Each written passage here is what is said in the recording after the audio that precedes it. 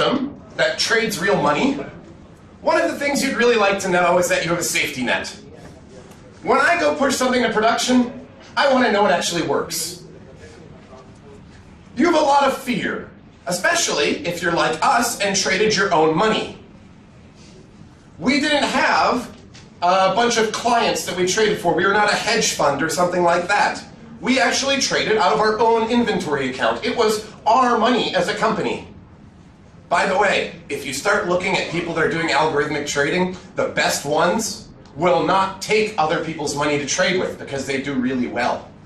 They don't need other people's money.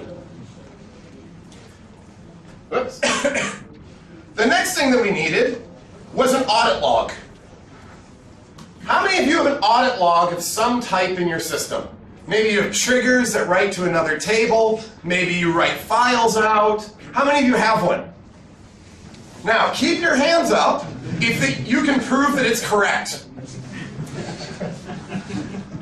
Okay, so what's the point of having one if you don't know it's correct? This is our best guess as to what happened last week.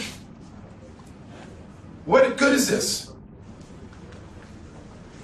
If you don't have an audit log that you can actually prove is correct, then there's no real point in having one. We know of a group that had this similar problem. It was Hansel and Gretel. They left an audit log as they were walking through the forest. Unfortunately, the little animals scurried behind them and they ate the audit log. Personally, I think they would have been better off never having an audit log. They would have had bread and they wouldn't have been hungry and they wouldn't have ended up in that old house. Now, our biggest breakthrough came across because this need for an audit log.